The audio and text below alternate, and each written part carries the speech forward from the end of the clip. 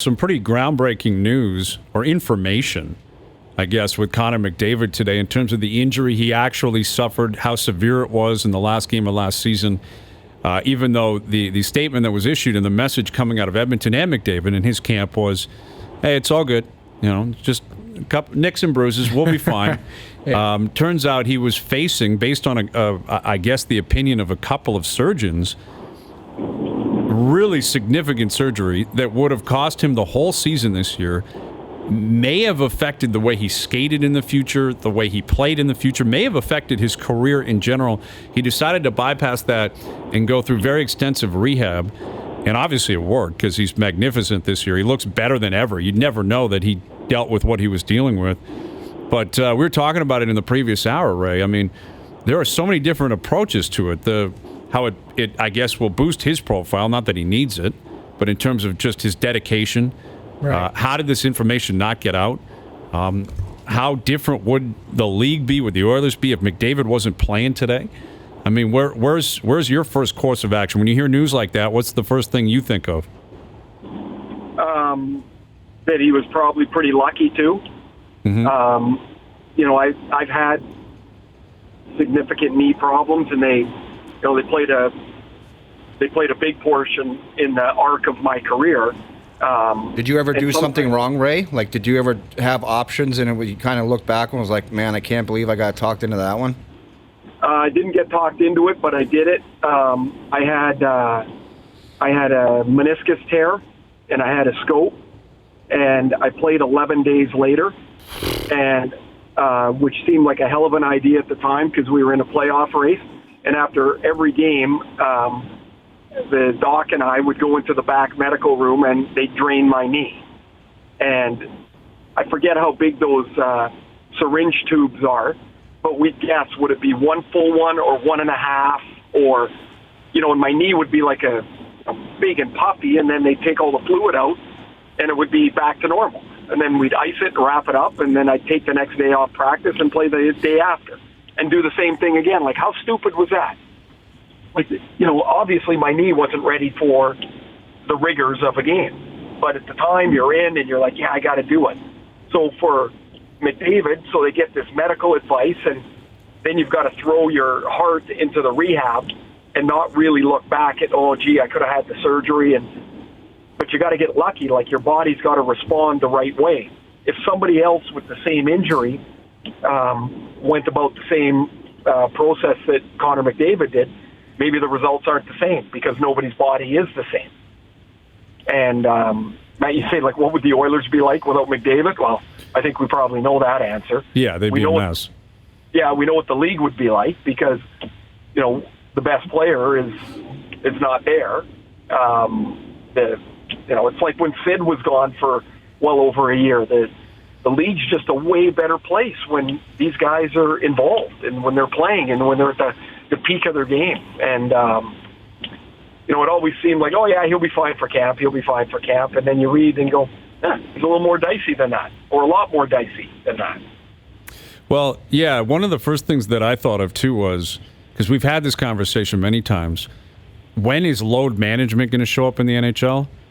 And now that we have this information, how is he not going through some load management? Because they're fighting for the playoffs. I understand that, but he doesn't have a one-year deal. He's not retiring at the end of the season. They're not winning the cup anyway. Load management, big profile.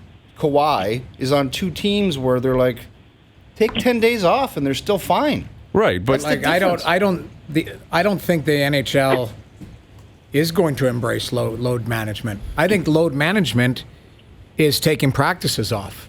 That's what it is. It's not games. And they already do that enough. It's practices. Like, that's where that's way above my pay grade as far as these workouts and guys who are specialists with the bodies. There's also lots of talk about the small market teams and salary cap. They don't want Edmonton going into Carolina and no McDavid. No, I know that, but I don't think the pressure's on as far as that. I think it's all you care about is playing 82 times. We don't care what you do up until those 82. So if the games are spaced out nicely or reasonable, you can play and don't practice. I mean, that was the thought process with Gallant and Marc-Andre Fleury early on in the season. Now he had some stuff going on. Ray, I think you could speak to it too. But like, I think that's kind of what teams in the NHL are doing. They're managing practice, not games.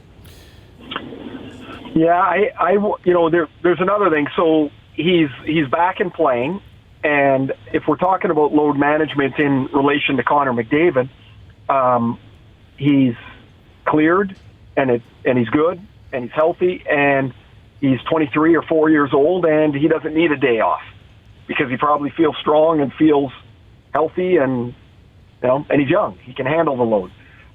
As you get older, maybe that. And in 3 or 4 years, maybe they will bite into this a little bit because there's going to be, or there is, less and less practices to take off. I don't know, was Kawhi practicing at all last year? Or not extensively. Right. Like, some guys will resist it, but eventually your sports science team will say, no, you need this day off. You need these 3 days off.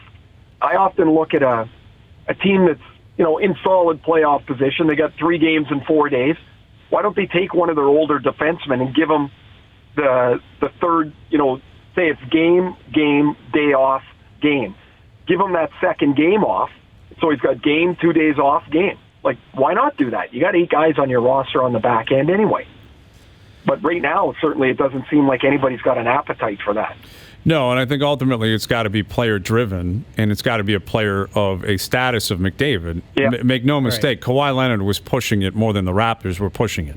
Like, we interviewed Nick Nurse a lot of times last year, and he was being honest with us. He's like, guys, I don't know. Like, yeah, the sports science is involved, the team is involved, but I kind of get the impression that Kawhi was the one that was actually dictating. I'm not playing tonight. And chew on that.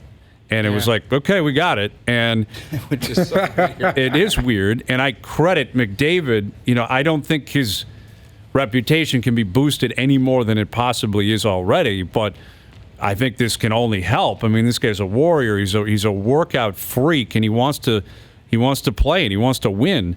But let's be clear here. If McDavid goes to the Oilers and says, I'm only playing 60 games, guess what's happening? He's playing 60. He's playing 60 games. Yeah. Ken Holland isn't saying, no, actually, you're playing 82. Yeah, no. He's playing 60 if he says I'm playing 60. Now, the third line right winger doesn't have that same absolutely option. not. But I think that rings true for most star players. But it has to be for a purpose. Like, it can't be like, I don't feel like playing. Like, McDavid clearly was like, guys, you got to understand here, I might miss the year. I'm going to work my ass off to get back. Yeah. But I want to play another 15 years. I'm playing 60. Yeah. I think that'd be totally reasonable. It would be. Right? Like, but I think, and full credit to him for saying I'm playing 82. It's amazing. But to Ray's point, if he was 28, we'd probably be looking at it a lot differently. Well, and doesn't that's what I fear a little bit here, like putting the cart way before the horse. But like his skating, when you hear skating and him changing his stride, it's terrifying as a hockey fan. And you think of Bobby Orr. Like, that's so drastic, clearly. And he was well before, my time. But, I mean, Orr, he had all those knee surgeries, and it was just like, I can't do it anymore. And, I hope it doesn't get to a point like that. Well, they got different technology. Yeah, have you ever seen there was no technology back then. I don't know if you even saw the pictures of Bobby's knees. It was like they used a machete to get in there. Yeah. Right. Yeah. No, I'm not trying to issue scare tactics, but what I'm saying is you start loading up. Ray, you went through a lot of knee injuries. I'm sure you skated and played a little bit differently at 33 than you did at 23. Your body just doesn't do the same thing. Right. I'm envious of the players today that, with the medical advancements for surgical procedures, but also the rehab, what's changed, what's grown, what's been learned upon.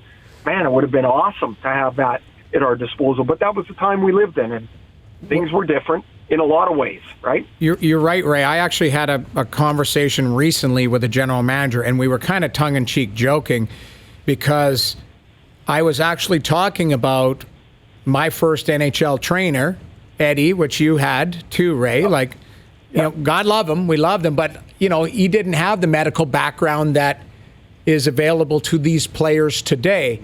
And the manager said, we have 6 medical specialists in the dressing room or available to these to these kids, and a nutrition specialist and all that. I said, I had a trainer who smoked in the training room. Like, I'm not lying. And like I said, I I'm don't not. think some of these guys, Jamie, it's that much better, because you look at some teams, they got sports science, they got 6 medical guys, blah, blah, and all their teams are always hurt. Yeah, so, but like, what the heck are these guys? But you could have the best doctors, and then some guy gets run into by a 230-pound forward, and he gets hurt. The doc's not going to help you then. Yeah, there's not much you can do on that type of stuff, but it's just, the access and the information process that has come, that far in the last 25 years has been amazing. And that's what these players have right now in front of them, is that type of support for anything that goes on. Whereas years ago, I told a story in junior, our bus driver was also the medical guy, was also the stick guy, the equipment guy. Like, it was a one-stop shop. Team services.